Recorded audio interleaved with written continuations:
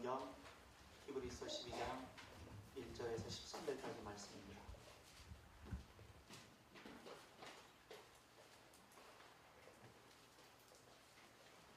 저와 여러분이 오늘 하나님께서 우리에게 주신 말씀을 제가 공독할 때 경청하시기를 바랍니다. 제가 공독합니다.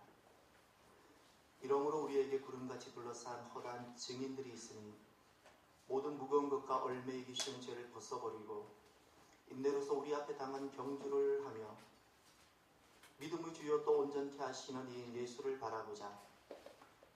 그는 그 앞에 있는 기쁨을 위하여 십자가를 참으사 부끄러움을 개의치 아니하시더니 하나님 보좌 우편에 앉으셨느니라.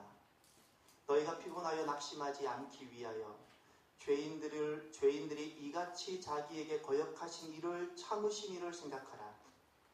너희가 죄와 싸우되 아직 피 흘리기까지는 대항하지 아니하고 또 아들들에게 권하는 것 같이 너희에게 권면하신 말씀도 잊었도다. 일러스되 내 아들아 주의 징계하심을 경히 여기지 말며 그에게 꾸지람을 받을 때에 낙심하지 말라.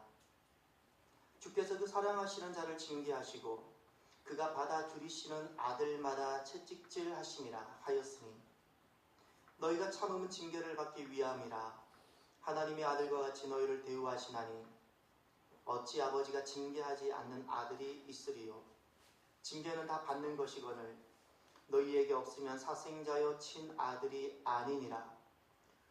또 우리 육신의 아버지가 우리를 징계하여도 공경하였거든 하물며 모든 영의 아버지께 더욱 복종하며 살려 하지 않겠느냐. 그들은 잠시 자기의 뜻대로 우리를 징계하였거니와 오직 하나님은 우리의 유익을 위하여 그의 거룩하심에 참여하게 하시느니라. 무릇 징계가 당시에는 즐거워 보이지 않고 슬퍼 보이나 후에 그로 말미암아 연단받은 자들은 의와 평강의 열매를 맺느니라. 그러므로 피곤한 손과 연약한 무릎을 일으켜 세우고 너희 발을 위하여 곧든 길을 만들어 저는 다리로 하여금 어그러지지 않고 고침을 받게 하라. 아멘. 할렐루야. 요즘 단풍이 많이 들고 있다고 합니다. 하나님 주신 아름다운 계절에 하나님 만드신 아름다운 자연을 또한 볼 수 있는 기회를 누리게 되시기를 바랍니다. 한 번씩 저는 요즘 저 혼자 또는 우리 은강이나 우리 교인들과 더불어 교회에서 음식을 만들어 먹기도 합니다. 라면을 갖고 먹기도 하고 이름을 붙일 수 없는 이렇게 메뉴를 만들어서 잡탕이라 그러죠. 먹기도 하는데 제가 이번에 너무 좋은 귀한 선택을 했던 것을 알게 됐어요. 우연히 한 셰프가 파스타를 만드는 것을 이렇게 그걸 뭐라 그러죠? 이렇게 쭉 나열하는 것을 뭐라 그러죠? 레시피. 레시피를 쭉 적어놓은 걸 봤어요. 이렇게 했더라고요. 소금 한 큰술, 소금. 그 다음 오일 2큰술, 스파게티 면 7분 삶기, 그 다음 다진 마늘 볶기, 삼겹살 볶기, 그리고 건고추, 청경채, 양송이. 그때 이제 이렇게 살짝 해서 마지막 넣는데요. 은강아, 다음 우리가 한번 해먹어보자. 근데 왜 코웃음 치냐? 너 목사님을 의심하는 거야? 그런데 이 셰프가 마지막에 그 진짜 명품 음식을 만드는데 요거 한 가지를 딱 소개했어요. 보통은 여기서 끝난대요. 그러면서 만들어낸대요. 무엇을 추가하냐면 프리미엄 굴소스. 그러면서 그 사진을 딱 보여줬는데 제가 한 2주 전에 저기 뭐라 그러죠? 우리 농수산 그거 시장, 식자재 거기 가서 지나가다가 우연히 그 하나 사서 지금 교회 안에 하나 넣어놓은 거거든요. 그거랑 똑같더라고요. 여러분, 제가 여러분들 모두가 명품 셰프로 만들 수 있는 제가 굴소스를 제가 갖다 두었어요. 많이 가스레인지 밑에 있어요 아주. 인테리어 전문가가 이야기합니다. 그 아름다운 무의식 중에 강자인 그 아름다운 공간은요 작은 차이가 만들어낸대요. 누구나가 다 만들어내는 파스타의 맛을 작은 굴소스 하나가 차이를 만들어내는 것처럼 작은 차이가 아름다운 공간을 만들어낸다 그래요. 우리 요즘은 잘 못 보는데 어렸을 때 양팔저울 기억나시나요? 양팔저울? 이 양팔저울을 부자와 가난한 자에 많이 비유합니다. 부자와 가난한 자는 양팔저울과 같다는 거예요. 분명히 같았어요. 그런데 누구는 부자가 되고 누구는 왜 가난한 자가 되냐고요. 그게 미세한 차이였다는 거예요. 처음엔 아무런 차이가 아니었는데 이 미세한 차이가 결국에는 누구는 이렇게 만들고 누구는 저렇게 만들었다고. 그러고 보면 우리 인생에 정말 엄청난 크고 위대한 것이 있어야지 내 인생을 행복해 하는 것이 아니라는 사실을 생각하게 됩니다. 작은 것 하나, 작은 변화가 내 인생을 새롭게 만들어가는 것을 우리가 생각하게 됩니다. 그러면서 제 안에 질문을 해보게 됩니다. 우리가 그리스도인인데 그리스도인이 이 땅에서 살아가면서 정말 그리스도인답게 정말 행복하게 그리고 하나님의 영광을 위해서 살게 하는 작은 차이가 도대체 무엇일까? 분명히 우리에게 어떤 작은 차이가 있으면 그것이 나중에 비교할 수 없는 이 평형제올이 나중에 큰 차이를 일으키는 것처럼 어떤 작은 차이가 우리에게 필요할까? 솔직히 어려움은 누구에게나 다 오는 것 아닌가요? 인생에 아픔이 없는 고통이 없는 누구의 인생에 누가 있습니까? 그런데 가만히 보면 누구는 그 똑같은 고통, 누구는 아픔을 다 겪었는데 누구는 엄청난 하나의 뜻을 이루는 것을 또 보게 돼요. 도대체 무슨 차이가 있을까? 그러면서 오늘 이 히브리서 말씀을 쭉 묵상하는데 오늘 본문 말씀 막 가슴에 와닿는 거예요. 아, 이런 차이가 있었구나. 인생은 다 똑같았는데 누구나 똑같았는데 누구도 아팠고 누구도 아팠는데 이 작은 차이가 인생을 이렇게 무게감 있게 만들었구나. 오늘 본문은요 원래 히브리서 11장부터 봤어야 돼요. 12장은 11장을 빼고는 말할 수 없고 이해할 수 없는 말씀이 히브리서 12장 말씀입니다. 히브리서 11장 말씀은 우리가 잘 알다시피 16분의 믿음의 사람들이 등장합니다. 아벨부터 해서 마지막에 사무엘까지 16분이 등장합니다. 우리는 이 말씀을 너무 많이 들었습니다. 그래서 히브리서 11장 39절과 40절이 끝나는 말씀이 이렇게 끝납니다. 이 사람들은 이라는 거예요. 지금까지 언급한 16분뿐만 아니라 구약의 말씀, 구약의 사람들은 이라는 거예요. 구약의 사람들은 다 믿음으로 말미암아 증거, 어떤 증거예요? 세상이 감당하지 못하는 믿음의 사람이라는 증거를 받았어요. 증거를 받았으나 약속된 것을 받지 못했다라는 거예요. 이분들은 늘 불확실한 섭리 가운데 살아왔어요. 그래서 40절 보면 이렇게 말씀합니다. 이는 하나님이 우리를 위하여, 이 우리는 신약의 성도들이에요. 주님이 오시고 나서, 성령이 오시고 나서 우리 신약의 성도들을 위하여 더 좋은 것을 예비하셨은즉 우리가 아니면 그들로 온전함을 이루지 못하게 하려 하심이라. 그리고 오늘 본문으로 들어가는 거예요. 그래서 12장은 11장을 제외하고는 이해할 수가 없어요. 그래서 12장은 이렇게 시작합니다. 이러므로라는. 이러므로.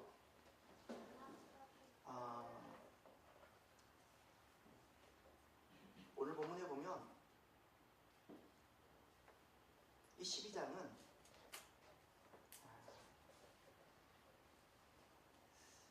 예수님을 소개하고 있는데 이렇게 말씀합니다. 1절 2절에 이러므로 우리에게 구름같이 둘러싼 허다한 증인들이 있으니 모든 무거운 것과 얽매이기 쉬운 죄를 벗어버리고 인내로서 우리 앞에 당한 경주를 경주하며 믿음의 주여 또 온전케 하시는 이인 예수를 바라보자. 아멘. 12장은 우리에게 먼저 격려를 하는데 오늘 우리에게 허다한 증인들이 있다는 거예요. 불확실한 속에서도 이렇게 믿음을 이루어낸 증인들이 있는데 우리는 더 확실한 가운데 살아가고 있는 사람들이에요. 불확실성 가운데서도 이렇게 믿음을 지킨 수많은 증인들이 있으니까 우리가 이렇게 살아가자는 거예요. 우리가 이렇게 살아가자 하면서 우리가 버려야 될 것이 있고 무거운 것과 죄는 버리자. 그리고 인내로서 우리를 달려가자. 그리고 하나를 더 말해요. 예수님을 바라보자 그랬어요. 예수님을 바라보자. 예수님이 누군가 믿음을 주라 그랬어요. 나를 온전케 하시는 분이라 그랬어요. 그러면서 예수님을 이렇게 소개해요. 오늘 이 말씀이에요. 바로 이 말씀. 그 작은 차이를 만들어내는 구약의 성도들도 그랬고 오늘 우리도 그랬고 작은 차이를 만들어내는 그 핵심 예수님이 보여주셨어요. 2절 하반절에 이렇게 말씀합니다. 그는 바로 예수님입니다. 그는 그 앞에 있는 기쁨을 위하여 십자가를 참으사 부끄러움을 개의치 아니하시더니 하나님 보좌 우편에 앉으셨느니라. 예수님께서는 누구신가 이렇게 설명합니다. 예수님께서는 당시에 가장 부끄러운 것이 있었는데 그것이 십자가라는 거예요. 오늘날 가장 부끄러운 것이 도대체 무엇일까요? 그 당시에 가장 수치스럽고 가장 생상할 수도 없고 온 돈을 다 들여서도 피하고 싶은 것이 하나 있었는데 그게 십자가라는 거예요. 그런데 예수님께서는 그 십자가가 주는 수치와 모멸과 부끄러움을 개의치 아니하셨어요. 개의치 아니하셨어요. 오늘 우리에게 가장 큰 수치를 줄 수 있다면 어떤 것일까요? 우리에게 가장 줄 수 있는 고통과 모멸감이 있다면 그것이 어떤 것일까요? 예수님은 이러셨어요. 그 가장 큰 수치와 모멸감을, 부끄러움을 예수님께서는 개의치 않으셨어요. 그리고 나서 제가 다시 믿음의 사람들을 쭉 묵상했어요. 히브리서 11장으로 돌아갔어요. 예수님 모습을 발견하고 나서. 그랬더니 노아 그분은 아직 보이지 않는 일에 경고하심을 받아서 겸유함으로 방주를 만드신 분이더라고요. 보이지 않는 일이었어요. 아무것도 보이지 않는 그 일에 자기의 인생을 다 드리고 가산을 다 드리고 자녀들 다 동원해서 배 짓는 부끄러움을 개의치 않았던 분이시더라고요. 그랬더니 주님은 말씀하셨어요. 그것이 믿음이다 그러셨어요. 아브라함을 살펴봤어요. 아브라함이 이렇게 되어 있어요. 갈 바를 알지 못하고 나아간 사람이다. 누군가가 물었어요. 당신 지금 뭐 하냐고. 그랬더니 뭐 하는지 모르겠다 그랬어요. 나 갈 바 모른다 그랬어요. 그러니 본인이 그 나이에 뭐 하는지도 모르면서 막 온 가산 다 정리해가지고 어딜 떠나는데 본인이 지금 이 나이에 어떤 것을 결정해서 무엇을 하는데 뭐 하는지 모르겠다는 그 멸시에 대한 부끄러움, 개의치 않은 사람이 누구였는가 하니 아브라함. 누가 물으면 설명하지도 못하는 거예요.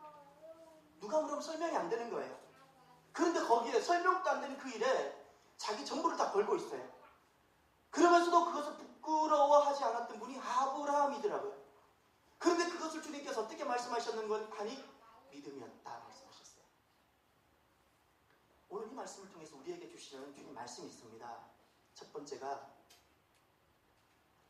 부끄러움을 이겨야 부활의 영광에 이르게 된다는 말씀입니다.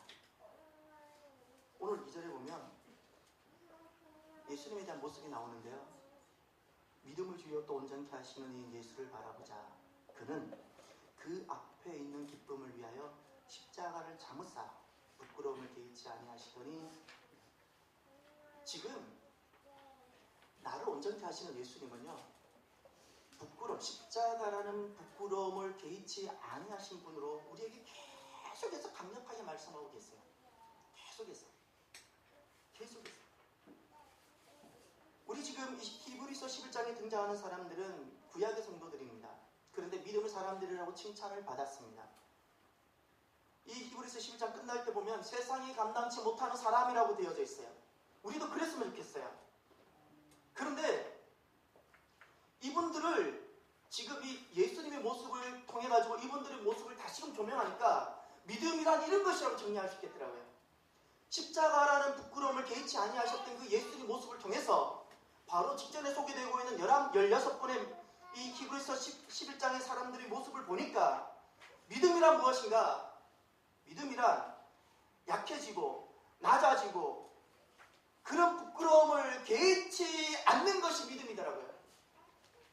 인생은 누구나가 병들 수 있고요. 인생은 누구나가 막 낮아질 때가 있어요. 아무리 몸부림쳐도 빠져나가는 재물을 막을 길이 없는 거예요. 집안에 왜 이렇게 우환이 많이 일어나는지 몰라요. 부끄러움이 생겨요. 그런데 믿음이란 다 감추고 싶은 것이 인지상정인데 그것을 개의치 않는 거예요. 그리고 눈에 들어온 분이 계셨는데 모세예요. 모세에 대해서 이렇게 설명하고 있습니다. 그리스도를 위하여 받는 수모를 애굽의 모든 부하보다 더 큰 재물로 여겼으니, 여기 수모란 단어가 있잖아요. 그리스도를 위하여 받는 수모를 애굽의 모든 부하보다 더 큰 재물로 여겼다. 예? 그리스도 때문에 받는 부끄러움이 있었다는 거예요. 그것을 개의치 않았다는 거예요. 누가? 모세가.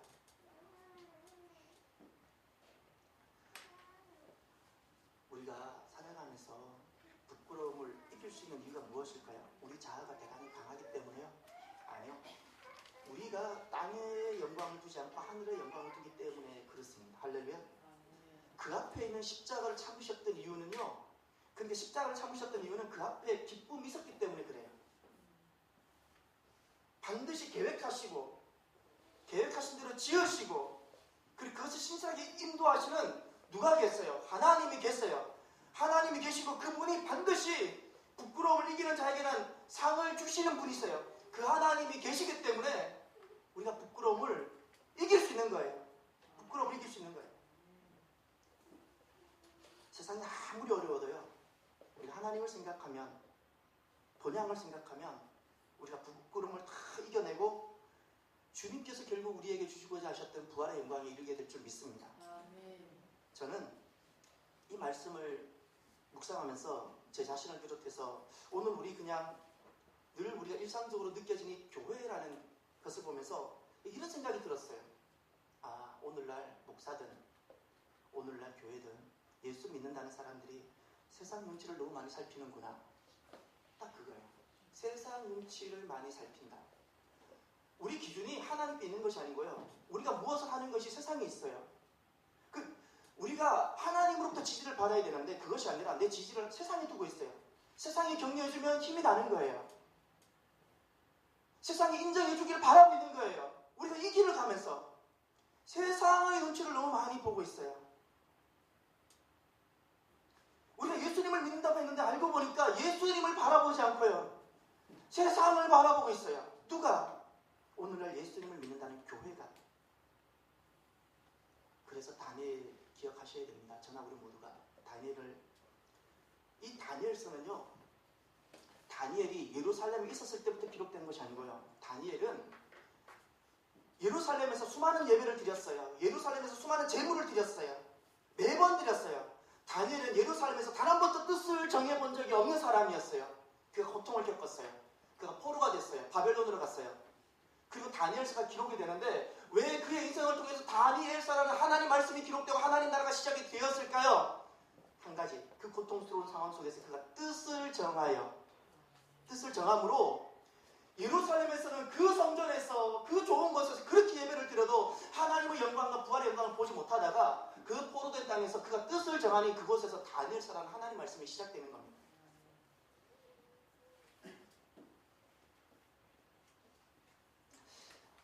믿음의 길은 가만히 생각해보면 우리가 정말 내가 예수님 부르신 대로 내가 가겠다고 결정하면 세상이 주는 부끄러움이 따르게 됩니다. 노아에게도 세상이 주는 부끄러움이 있었고요. 당시 아브라함도 주님 부르심 따라 갔을 때 세상이 주는 부끄러움이 있었습니다. 모세도 그 왕자 지위를 내려놓고 주님 부르심 따라 갔을 때 세상이 주는, 당시 애국이 주는 부끄러움과 모멸이 다 있었어요. 세상이 주는 부끄러움이 있더라고요. 어디에? 믿음의 길에. 그런데 이 부끄러움, 우리가 생각하셔야 될 것이 있어요. 주님께서는 하나님께서 예비해 두신 새 날이 있고 새 삶이 있다는 것을 보고 이것을 극복하길 원하세요. 부활의 영광이 있어요. 저와 여러분이 예수님 믿는 것 때문에 우리가 갖게 되는, 당연히 육을 가지고 있기 때문에 갖게 되는 부끄러움이라는 것을 넘어서 세상의 눈치를 보며 살아가는 사람이 아니라 하나님, 예수님을 바라보는, 부끄러움조차도 개의치 아니하셨던 예수님 바라보면서 내 자녀도 양육하고, 세상의 기준이 아니라 예수님 바라보면서 부끄러움을 개의치 아니하며 공부하는 우리 자녀도 되고, 세상의 기준이 아니라 다른 어떤 것이 기준이 아니라 예수님 바라보고 목회하는 목사도 되고, 우리 모두가 그렇게 되었으면 좋겠어요. 또 하나, 오늘 말씀을 통해서 우리에게 주시는 말씀이, 만약에 우리가 징계를 부끄러워하면 사람은, 나는 가식에 빠지게 됩니다. 요거예요. 가식 인생이 돼요. 징계를 부끄러워하면 가식에 빠지게 돼요. 5절과 6절에 보면 이런 말씀하십니다. 또 아들들에게 권하는 것 같이 너희에게 권면하신 말씀도 있었도다. 일러스되 내 아들아, 주의 징계하심을 경히 여기지 말며 그에게 꾸지람을 받을 때 낙심하지 말라. 주께서 그 사랑하시는 자를 징계하시고 그가 받아들이시는 아들마다 채찍질 하심이라 하였으니. 아멘. 여기 보면 그 낙심이라는 단어가 등장하죠. 하나님이 꾸지람을 했어요. 그런데 하나님께서 꾸지람을 하셨을 때 낙심하게 되면 어떻게 되는가? 그때부터 사람들은 가식적인 신앙의 삶을 살게 돼요. 낙심하게 되면. 왜 낙심에 빠질까요? 왜 가식에 빠질까요? 1절에 그 답을 주고 있어요. 왜 이스라엘 사람들이 낙심에 빠졌을까요? 왜 하나님이 징계하시는 건데, 왜 하나님이 꾸지람하시는데, 왜 하나님 말씀하시는 건데 왜 낙심에 빠졌을까요? 가식에 빠졌을까요? 1절에 중요한 말씀 하나 나옵니다. 이러므로 우리에게 구름같이 둘러싼 허다한 증인들이 있으니 그 다음 모든 무거운 것과 얼매기 쉬운 죄를 벗어버리고 아멘. 여기 보면 모든 무거운 것이 나오는데 이 모든 무거운 것이라는 것이 육체와 현세와 세상에 대한 과도한 관심과 사랑이에요. 그것 때문에 생겨나는 거예요. 육체와 오늘 온 세상은 육체에 관심이 많잖아요. 온통 미모와 외모, 현세와 세상에 대한 과도한 관심과 사랑이 우리 인생을 무겁게 해요. 무겁게 해요. 그러니 낙심에 빠지는 거예요. 육체가 기준이 되는 거예요. 세상이 기준이 되는 거예요. 그러니 가식에 빠지게 되어져요. 우리가 살아가다가 보면 어려움을 겪게 되고 세상의 기준으로 실패라는 어떤 평가를 받게 되는 때가 있을 수 있어요. 그때 그 수모를 내가 견디지 못하면 내가 호흡하며 살고는 있지만 진짜 내가 사는 것이 아니고요. 가면 쓰고 사니까 실은 그림자로만 사는 거예요. 내가 사는 거 아니에요.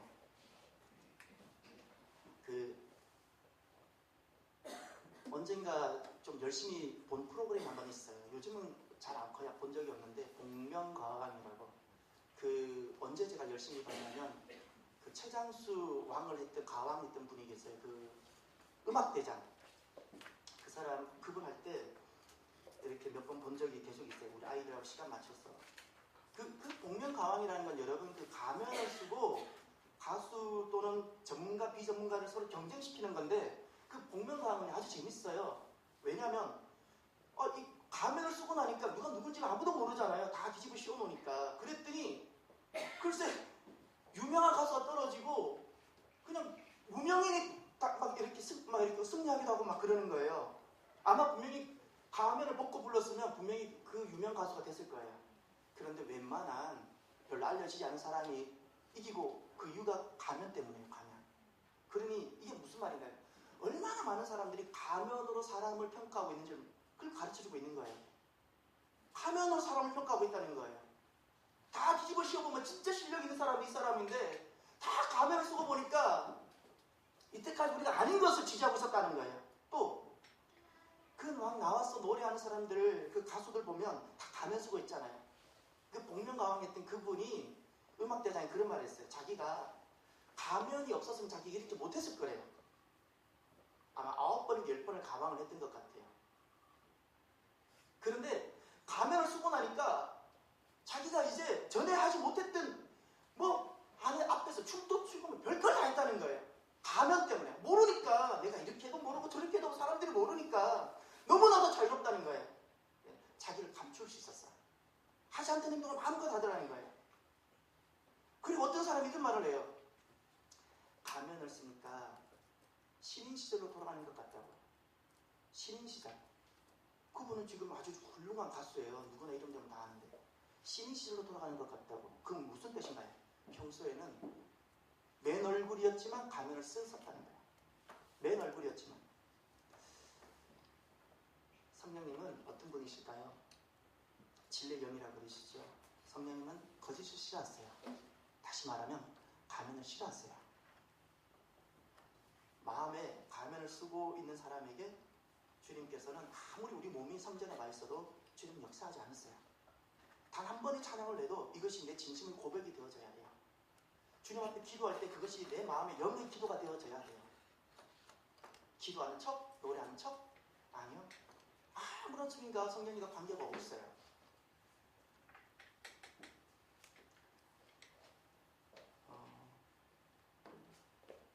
언젠가 제 그 이웃 동료 목사님들하고 그분 목사님 이야기를 좀 한 적이 있었어요. 이찬수 목사님. 그랬더니 이제 동료 목사님들은 그분 설교에 대해서 막 이렇게 이야기를 막 하는데 때로는 부정적인 이야기도 많아요. 근데 제가 그때 그 말씀 드렸어요. 제가 볼 때 그 이찬수 목사님의 가장 설교의 큰 장점은 설교에 있어서 본인이 진실하다. 본인이 가면을 쓰지 않잖아요. 본인이 진실해요. 예화 하나를 해도 본인 삶에서 나온 진실한 예화. 그리고 목사가 먼저 이 설교를 자기가 듣고 고백하잖아요. 저는 그것이 가장 큰 장점이라고 본다. 사람은요, 죄를 지으면 가면을 쓰게 됩니다. 왜죠? 감추고 싶어서. 감추고 싶어서. 그래서 회개라는 것은 가면을 벗는 것부터 시작되는 거예요. 가면을 벗어요. 예수님께서는 그 십자가에서도 가면을 쓰지 않으셨습니다. 온 부끄러움을 온몸으로 다 받으셨어요. 우리가 살아가다가 보면 어렵고 감추고 싶은 순간들이 생겨나지요. 만약에 그렇다고 내가 늘 회피하고 내가 가면 쓰면서 늘 도망다니면 잊지 말아야 돼요. 하나님이 내게 주신 삶이 분명히 있어요. 하나님께서 내게 주신 그 삶, 아름다운 인생을 내가 살지 못합니다. 가면을 쓰고 그 순간을 회피하고 내일 도망다니면 내게 주신 인생이 있는데 그 인생이 너무나도 아름다운데 내가 그걸 누리지 못하는 거예요. 평생을 도망자로 살다가 인생이 끝나는 거예요. 가면을 벗어야 돼요. 가면을 벗고 내 삶을 직면하고 하나님 앞에 단독자로 서야 돼요. 그러면 그때부터 가면을 벗는 순간부터 하나님께서 예비해 두신 그 아름다운 삶이 시작됩니다. 그래서 잊지 말아야 되는 말씀이 있어요. 오늘 본문에도 잊지 말라. 왜 잊었느냐 말씀합니다. 어떤 말씀을 두고 말씀하셨나요? 주께서 그 사랑하시는 자를 징계하시고 받아들이시는 아들마다 채찍질 하심이라. 사랑하시니까 징계한다는 거예요. 아들로 받아들이는 자를 채찍질 하신다는 거예요. 그래서 낙심하지 말라는 거예요. 낙심하지 말라는 거예요. 하나님이 우리를 아들처럼 대우하셨다는 거예요. 그리고 보면 좀 우리가 가면을 벗는 거에 대해서 생각을 좀 달리 했으면 좋겠어요. 가면을 벗는 것은 부끄러움을 당하는 것이 아니라 하나님이 예비해 두신 아름다운 삶이 시작되는 거예요. 할렐루야? 그래서 좀 당당했으면 좋겠어요. 가면을 쓰고 늘 도망다니는 인생이 아니라 항상 감추고 다니는, 가면을 써야지만 남들과의 관계가 형성되는 사람이 아니라 가면을 벗고 내 약한 모습을 당당하게 내밀 수 있는. 왜죠? 주님 때문에. 주님 때문에. 주님 때문에. 정말 약한데도 가슴을 활짝 펼 수 있는 그런 저와 여러분이 되시기를 바랍니다. 그리고 세 번째, 오늘 이 본문 말씀을 통해서 우리에게 주시는 말씀이 있습니다. 그것은 징계를 연단으로 바꾸면 그 자리에 열매가 맺어집니다. 징계를 연단으로 바꾸면 열매가 맺게 됩니다. 하나님이 징계하신 이유가 분명히 있습니다. 10절과 11절에 그들은 잠시 자기 뜻대로 우리를 징계하였거니와 오직 하나님은 우리의 유익을 위하여 그의 거룩하심에 참여하게 하시느니라. 무릇 징계가 당시에는 진리로 보이지 않고 슬퍼 보이나 후에 그로 말미암아 연단받은 자들은 의와 평강의 열매를 맺느니라. 아멘. 하나님께서 왜 징계라는 것을 두셨을까요? 여기 보면 중요한 단어가 하나 나옵니다. 유익이라는 단어입니다. 유익함을 위하여, 우리 유익을 위해서 지금 징계하신다는 겁니다. 오늘은 징계지만 그것이 내일에 나에게 너무나도 유익이 된다는 거예요. 나에게 내일 유익이 된다면 그 징계가 복된 건 아닌가요? 주님께서 분명히 말씀하셨습니다. 거룩하심에 참여하기 위해서. 우리가 이 세상에 살면서 얼마나 우리가 나도 모르게 세속화되어져 있나요? 그러나 이런 징계가 나를 하나님이 기뻐하시는 거룩하심의 인생으로 시작하게 한다는 거예요. 징계가, 하나님께서 우리에게 하시는 이 징계가 언제 화가 아니라, 이게 저주가 아니라, 불행이 아니라 유익이 될까요? 언제 그렇게 될까요? 똑같은 징계인데 누구는 화가 되고 누구는 저주가 되는, 왜 누구에게 유익이 될까요? 징계를 연단으로 받은 자입니다. 징계를 연단으로. 오늘 11절에 연단이라는 단어가 나오는데요. 이 연단이라는 단어가 헬라어로 파이데이아입니다. 파이데이아. 파이데이아라는 것은 책임 있는 삶을 위한 가르침과 훈련을 뜻할 때 사용되는 말입니다. 이거는 헬라어에서 나온 말이에요. 헬라어니까 당연히 기원전 5세기 그때 막 소피스트들이 막 활동할 때, 헬라의 도시 국가를 계속해서 이어가게 하기 위해서 이 젊은이들을, 청년들을 계속해서 도시 국가의 건전한 시민으로 키워내기 위해서 그들을 가르치고 양육할 때 썼던 단어가 파이데이아입니다. 교육과 훈련이라는 뜻입니다. 이 단어에서 나중에 라틴어가 하나 나왔는데 그것이 후마니타스, 다시 말해 휴메니즘. 여기서 이 단어가 나온 겁니다. 인간의 본성이라는 거예요. 사람으로 키우겠다는 거예요. 징계가 훈련이 될 때 열매를 맺는다는 거예요. 제가 파이데이아가 될 때 그것이 유익이 되고 하나님이 그 거룩하심에 참여하는 인생으로 새롭게 시작이 되어지고 열매를 맺게 되어진다는 말입니다. 의와 평강의 열매를 맺게 됩니다. 하나님을 기억하셔야 됩니다. 하나님은 온 세상 사람들은 아름다운 꽃을 바라지만 하나님께서는 우리를 통해서 꽃을 기대하지 않으세요. 열매를 바라십니다. 열매는 하나님이 다루시는 그 모든 우리 인생의 고통스러운 상황을 우리가 파이데이아로 바꿀 때 그 자리에 맺는 것이 열매입니다. 그래서 오늘 본문에 보면 12절에 피곤한 손, 연약한 무릎이라는 단어가 나오지요. 이 피곤한 손, 연약한 무릎이라는 것은 징계로 인한 우리 모습을 보여주는 단어들입니다. 우리 인생이 때로는 피곤하고 피곤하고 또 연약하기도 하잖아요. 이것이 징계로 인한 겁니다. 그래서 주님 말씀하세요. 일으켜 세우라. 고든 길을 만들라. 무슨 말인가요? 징계를 파이데이아로 바꾸라는 겁니다. 그렇게 되면 고침을 받게 되고 거룩하심에 참여하게 되어지고 유익함이 된다는 말입니다. 이 말씀들을 쭉 대하는데 마지막에 남는 게 딱 그 말씀이더라고요. 아, 내 인생에 버릴 것이 하나도 없구나. 내 인생에 버릴 것이 아무것도 없어요. 그러니 그 많은 제 인생에 있었던 제가 좀 피하고 싶거나 부정하고 싶거나 내 인생을 돌아가면 내가 이렇게 살고 싶었던 그 모든 것들이 버릴 것이 지금 하나도 없었어요. 회개했어요. 아무것도 없어요. 깨달아져요. 왜 내게 그런 일이 있었는가? 왜죠?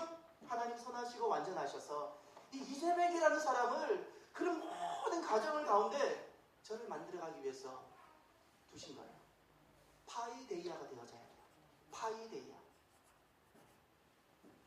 하나님께서는 사람 가운데 언제나 잊지 마세요. 내게 꼭 맞는 맞춤의 삶을 디자인해 주세요. 내게 꼭 맞는 맞춤의 삶. 불평하면 그것이 저주가 될 뿐이에요. 그러나 감사하면요, 꼭 맞는 맞춤의 삶으로 화하게 되어져요. 내 인생에 일어난 모든 것을 통해서 자녀의 관계, 부부와의 관계, 살아가면서 이웃과의 관계, 내 인생에 일어난 많은 것들을 통해서 탈무드에 아주 재밌는 이야기가 있습니다. 재밌어야 되는데 탈무드에 가면 이렇게 기록되어져 있어요. 천국에 슬픔의 나무가 있다는 거예요. 그 슬픔의 나무는 어떤 곳인가 하니 사람들이 인생마다 슬픔이 있잖아요. 눈물이 있잖아요. 아픔이 있잖아요. 그러면 그 슬픔의 나무, 거대한 슬픔의 나무에 가서 다 옷을 벗는 거예요. 자기 슬픔을 다 벗어서 거기 다 걸어두면 이제 자기가 돌아보고 제일 마음에 드는 다른 옷을 바꿔 입을 수 있는 거예요. 그게 슬픔의 나무예요. 그럼 누구든지 자기가 슬픔 겪었던 게 다 싫어서 다 냅다 벗어서 딱 걸어놨어요. 그리고 다 돌아보는 거예요. 이렇게 거대한 슬픔의 나무를 돌아보고 살펴보고 열어보고 결국에 다시 입게 되는 옷이 자기 옷이었대요. 결국 다 살펴보고 다시 옷을 입었는데 그게 처음에 자기가 벗어둔 옷이더라는 거예요. 그리고 그렇게 슬픔의 나무를 다 통과하고 나면 그 사람은 모두가 온전히 감사하는 사람이 되고 비로소 하나님의 찬양대에 있어서 영원히 찬양하는 인생이 된다는 거예요. 인생은 피하고 싶었던 순간, 지우고 싶었던 우리 인생들이 있었을지라도 오늘 주님 주시는 말씀이 계세요. 버릴 것이 없다. 아픔도 필요했고요. 개척도 필요했고요. 고난도 필요해요. 이 모든 것이 유익했다고 우리는 결국 말하게 될 날이 옵니다. 이것을 통해서 우리가 거룩함에 결국 참여하게 되어져요. 하나님 계획에 우리가 참여하게 되어져요. 오늘은 참으로 밝은 주일입니다. 주님이 우리 가운데 계시고 그 주님 우리를 초청하셨습니다. 어떻게 초청하세요? 주님 부르시면 어떤 부르심일까요? 부끄러움 또는 부정하고 싶은 삶의 현실, 그 현실 그 삶을 감추고 있는 우리들을 주님께서 나아오라고 초청하세요. 나아오라고. 빛 가운데로 나오라고. 우리에게 필요한 것은 삶의 현실을 부끄러워하거나 부정하는 것이 아니라 고통스러운 현실이 파이데이아, 이 하나님의 훈련이 될 수 있도록 전환하는 것이 필요해요. 이 전환하는 장소가 필요해요. 그 장소가 공동체라는 겁니다. 그것이 교회가 되어져야 돼요.